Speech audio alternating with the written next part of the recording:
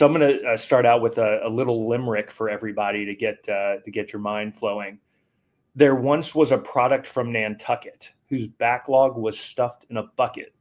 With challenges galore from stakeholders who snore, the PM said, "Let's iterate." Oh, chuck it. I got to give credit to Grant Hunter and Steve Johnson. Grant works with Outsell, a company I'll actually talk about in a little bit. My name is Seth Carpian, and I am the Chief Growth Officer at Tricon Infotech. About 14 years ago, I worked at a company as a sales executive called Small Footprint.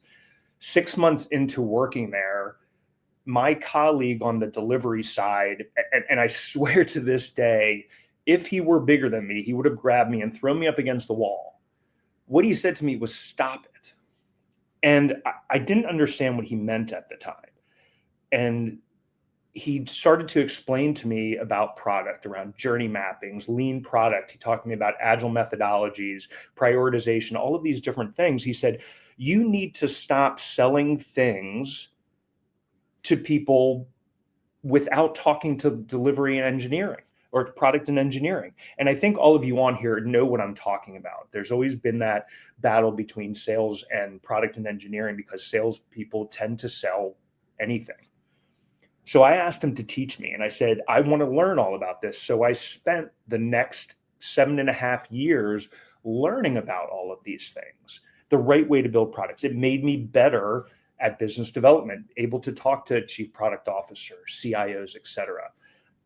When I left that company, we sold it. I actually got pulled into the product world and spent 5 years in healthcare, pharmaceuticals, and CPG in product. So really, really getting into it at that point.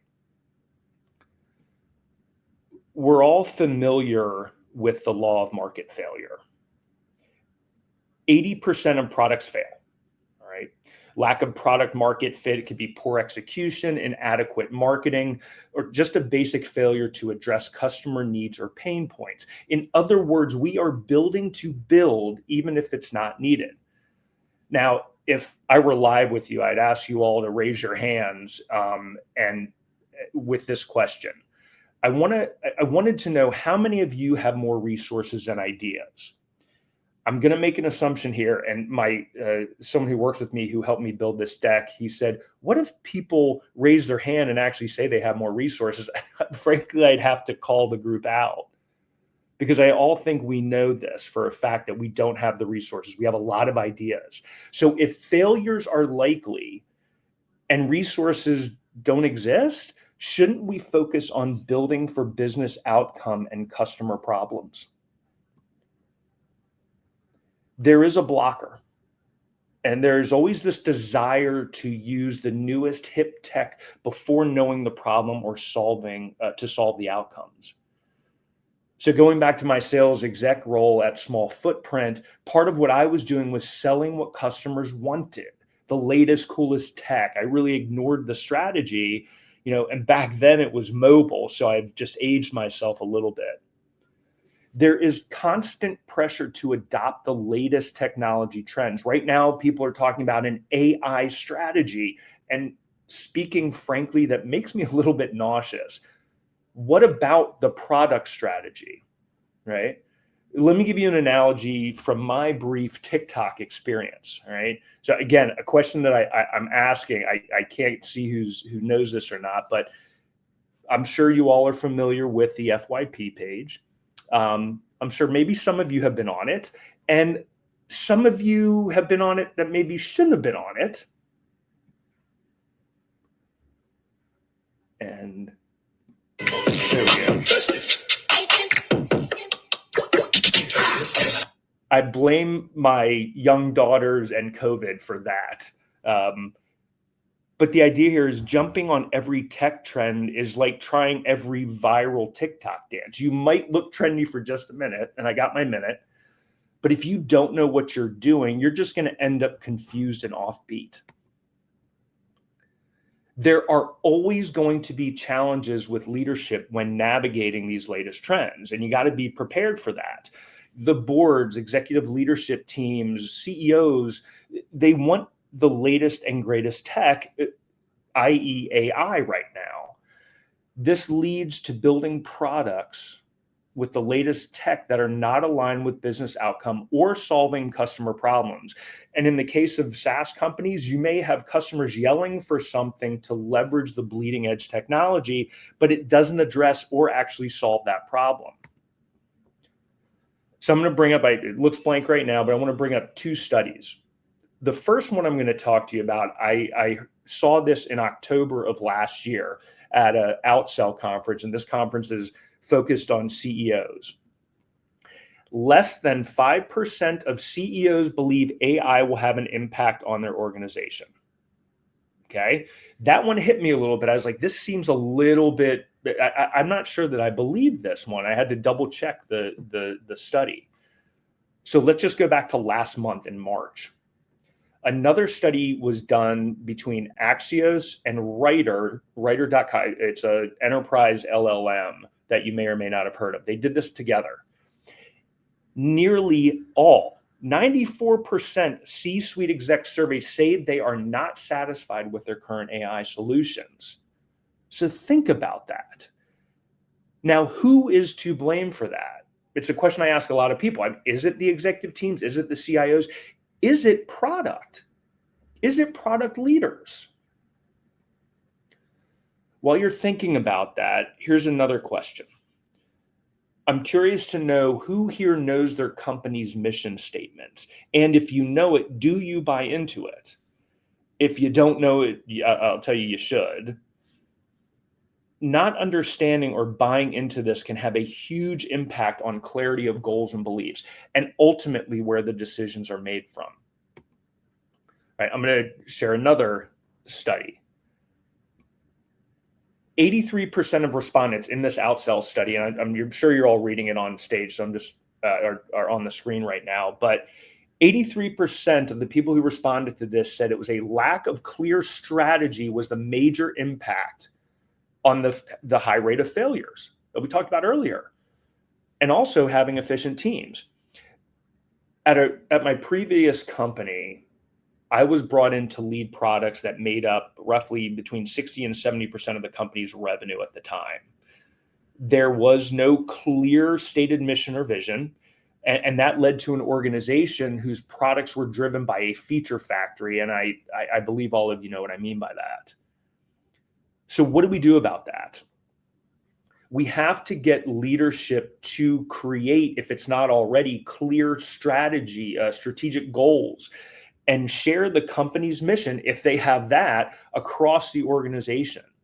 And so what I was able to do was work with leadership at this company to get clear strategic goals, which enabled us then to create prioritization criteria and then align just the basic processes for execution, roadmap implementation, demand intake, etc. Let me repeat. It's important to set and maintain long-term goals to make sure the team is aligned with the organizational objectives. You're able to achieve this by developing a strategic product mindset with your team and the rest of the organization. Let's get away from the feature factory effect. Focus on the strategic objectives. Ask yourself and your teams, how does this align with our long-term strategy and objectives? What pillars do they align with, and how do they fit in with our determined criteria? Relate the objectives back to the mission and the vision. I was working in a healthcare organization. This is right after I left Small Footprint, and I was responsible for a product that enabled patient care and interoperability with private practices that were partners with the hospital system. Prior to me coming in, and when I started, we were building features for customers. There was no common vision or purpose. There was no process, no understanding of the problems to solve, and it was outputs over outcomes. So I needed to figure out how to fix that. At first, we had to understand the problem, right? Then once we understood it, we had to come to an agreement and educate each other, the team, and our customers on the mission and the vision. This really allowed us to start executing. It allowed us to start having the right conversations when it came to what we were building. You know, does this request align with our overall objectives? prioritization criteria, right? A strategic mindset led to better results. What this actually also created, my colleague and I, after this was all done, we realized we kind of had a little bit of a framework. And I don't think this is mind-blowing, right? But you have to analyze the situation. Then you got to educate the team and the customers on things in order to start executing in the right way. And then you evolve and then you iterate. Strategic product thinking is a holistic approach that involves understanding market needs, aligning with business goals, and it creates solutions to deliver value to the customers and drive growth. This ideology enables you to align your product with your company's goals, strategy, and customer problems. I haven't talked about the technology yet. By utilizing strategic product thinking and its core principles, you become customer-centric and you focus on the problems, not the solution. So let's quickly just a little review of the core principles. And I think a lot of you know it, but maybe it's a little bit of a refresher for some, right? The vision and the purpose. Define a clear why behind the product because it helps to align people on the purpose. What problem does it solve? And does it align with the company's long-term strategy?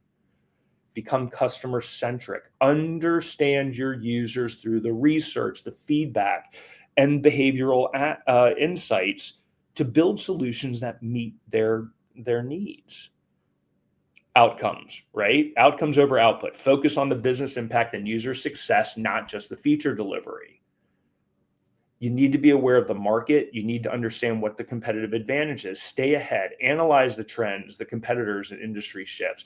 For example, I know that in a lot of organizations, not all, sales and product and engineering don't really get along, but that's where you're going to find a lot of that data. Look at the sales data. Look at the products that sell. Talk to the sales team. Understand the customer behaviors. There's plenty of information there. You have to be agile. You have to iterate, continuously test, learn, and refine the product based on real world feedback. Make your decisions with data, right? You got to use the quantitative and the qualitative insights to guide prioritization, investments, and innovation. And lastly, collaboration. You got to collaborate across the organization, engineering, product design, marketing, and sales, because you have to ensure cohesive product strategy. Strategic product thinking turns products from one-off solutions into long-term business assets. It's not just about what you build. It's about the why, the how, and for whom. With my current company, a few years ago, we started working with a very large global organization. And what that company was trying to accomplish, we were trying to understand what were the business outcomes. They had a lot of data, and what were they trying to achieve? And so we started out with that company trying to understand what is the strategy, what is the business objectives, what are their long-term goals, what are the business outcomes they're trying to get to. From there, we knew that we needed to leverage their data in order to drive revenue. So we built a data product. That product has now become a separate division of the organization itself, and it is leveraged in order to build other products to meet the needs of other divisions within the organization. If the conversation is not had at the beginning, understanding where they want to go or the problems they're trying to solve, you don't get there.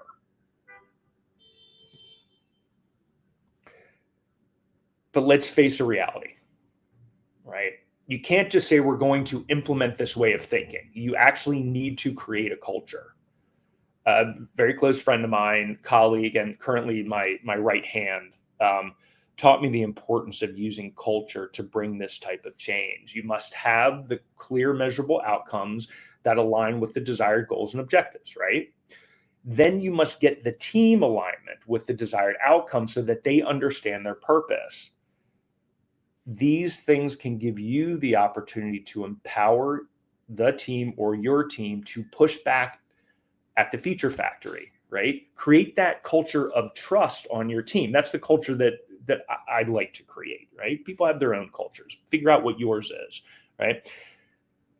At the healthcare organization where I was building this product for private practices, our team had to align with what we call the macro, right? The macro culture, which is the organizational culture and what they're trying to get to, right?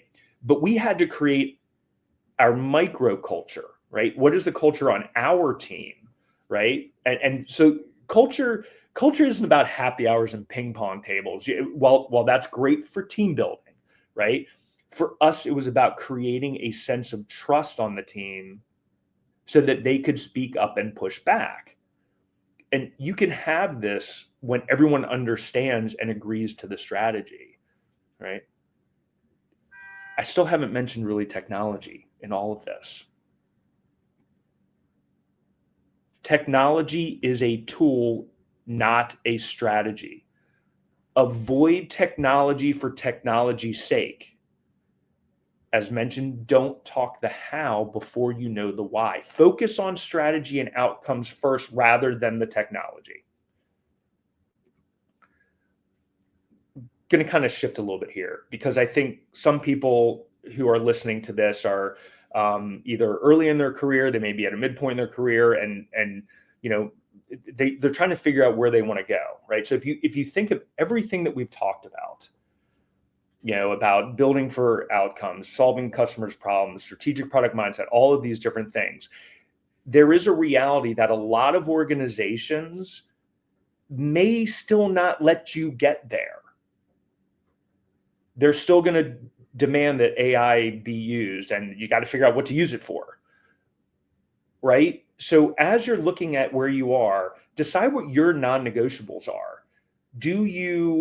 Are you okay with just building for technology's sake? Or do you actually want to solve customer problems, build towards business outcomes, see real results from what you're doing, right? And if that is your non-negotiable, think about where you want to be.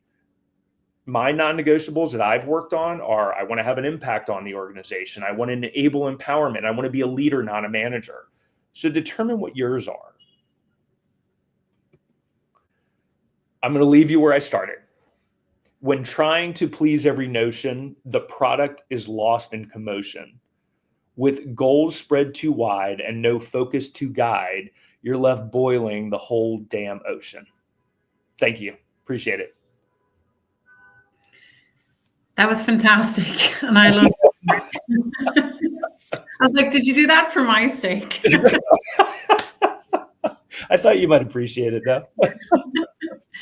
Thank you. Lots of questions here. Oh, boy. I hope I'm able to answer them. Goodness. Yeah. I think a few people commented on the 5% of CEOs piece in similar to how you framed it. There are a lot of no's, no ways. Yes.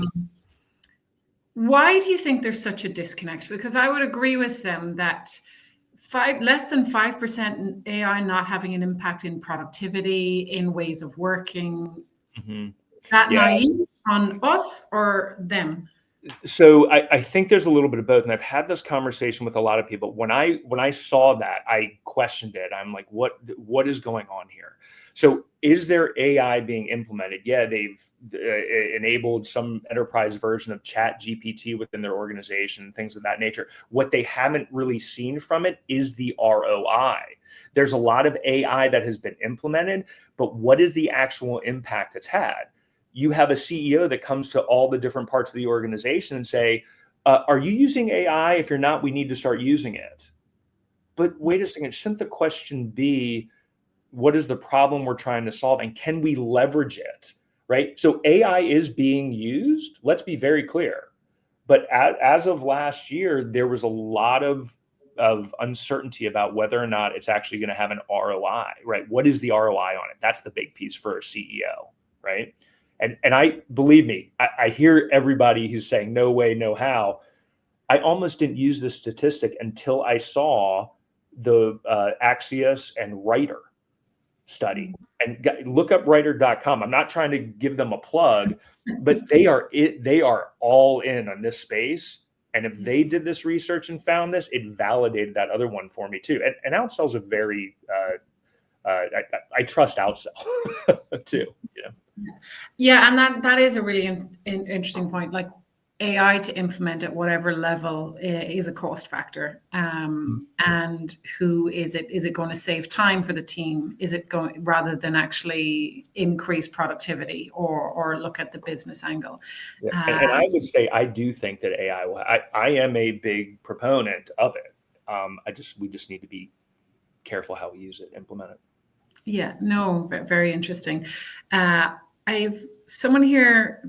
How can I lead? He must be a management level, or he says, I'm a team lead level looking to influence the product direction more. Where do you start? I don't have any more context than that. Yeah. That's a That's big an easy answer. No, it is. It's very difficult, and I think it all starts with, first of all, and I'm assuming this team lead understands where the team is right now. So you've already done your analysis.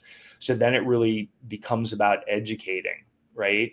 Educating first, understanding what are the organizational objectives, what is the organization trying to achieve, and then remember I mentioned the macro culture, and then you look at the micro culture, which is, okay, now that you understand what the organization is, now you got to get your team aligned with that, right? And then just start taking some of the frameworks that exist. There are plenty out there, right? There are plenty of frameworks out there that you can bring into your team and just ingrain it into the way that you're doing things. And as the leader, you need to be able to push back too.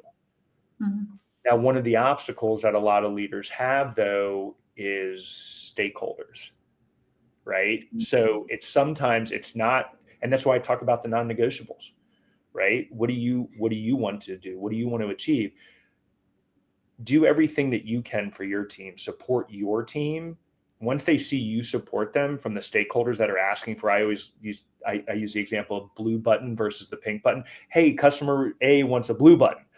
Well, customer A, we have a pink button over here, does the same thing as the blue button. Can I just use that? No. I need it to be blue, right?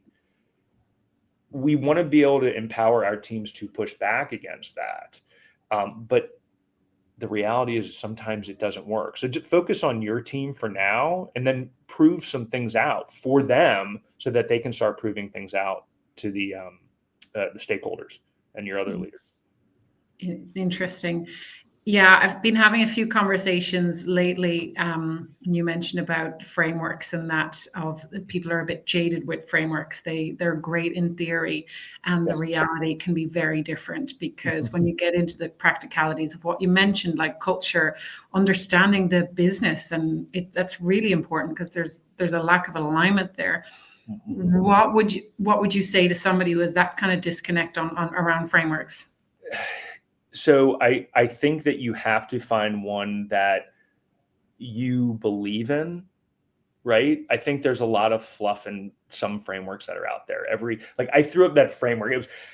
I'm not going out trying to peddle that as a framework. Let me be very clear. But what it did allow me to do is that wasn't anything mind blowing. It was taken from some other things, right?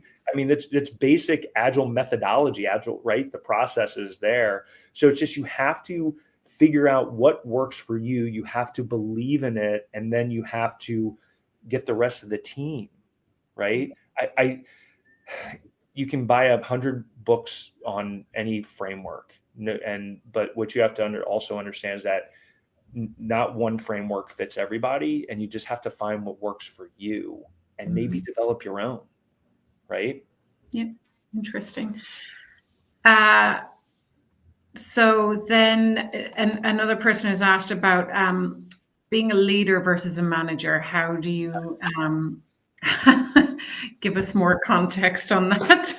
Yeah, so I've been talking about this a lot with my colleague that I mentioned, worked with for a long time, and it's this idea that in my mind, in my opinion, I look at him as a manager who is somebody that dictates, drives things, and creates a team of almost order takers. Now, that doesn't mean if you have the title manager that that's what you are, but if I'm defining two different people, it's a manager dictates how things are to be done and has less trust in their team and gets more hands-on and digs in, so to speak. Whereas the leader empowers the team and builds trust with their team so that they feel comfortable going out and failing, right? I'm in Boston right now at a conference, and one of the things that we're actually talking today about is failure. Like, how do you entrust your team? Like, how do you get your team to trust that it's okay to fail, right? So I think a leader allows you to fail in order to get better, and a manager, you're scared to fail if it's a manager. Yeah, that's very interesting phrasing there. I think that's really important way to look at it. Yeah, I read an article. The CEO of Snapchat, the first thing he does in an interview is give them almost like an impossible task and puts them in front of the team, and so they get used to failing on day one. I would be scared if that was. But we all do it. I say to the team all the time, don't be afraid to fail. I don't care.